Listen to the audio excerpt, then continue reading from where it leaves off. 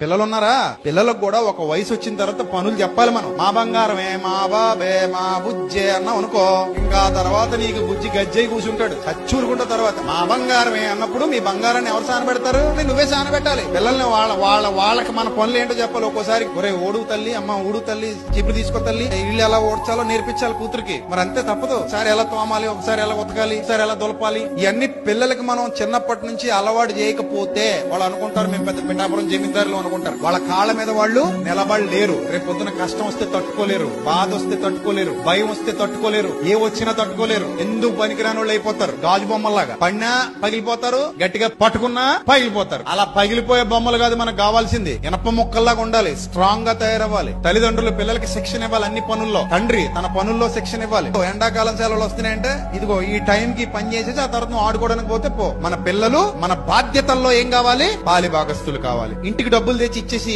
వాడేసుకోండి అనడం కాదు. ఆ డబ్బు ఎలా వస్తుందో కూడా పిల్లలకి చెప్పాలి. అది ఎలా ఖర్చు పెట్టాలో నేర్పించాలి. అది ఎంత కష్టపడితే వస్తుందో చెప్పాలి. మన కుటుంబం ఎలా నడుస్తుందో చెప్పాలి. వాళ్ళ విషయంలో ఎందుకంత తాపత్రయపడుతున్నాం, ఎందుకంత ఆశపడుతున్నాం, వాళ్ళు ఏ స్థితిలో చూడాలనుకుంటున్నాం కూడా చెప్పాలి. ఇవన్నీ పిల్లలకి చెబుతూ పెంచుతూ ఉంటే వాళ్ళు కూడా మనతో పాటు మన కార్యాచరణలో పాలిభాగం తీసుకుంటారు. లేదురా నేను నీకు ఇస్తానే ఉంటా, నువ్వు వేసుకో ఎంజాయ్ చేసుకో అంటే ఆడింకి ఎప్పుడు నీకు దొరకడు. సో కుటుంబం మనకంత ఇంపార్టెంట్. మన కుటుంబంలో ప్రతి ఒక్కరికి బాధ్యతలు ఉన్నాయి.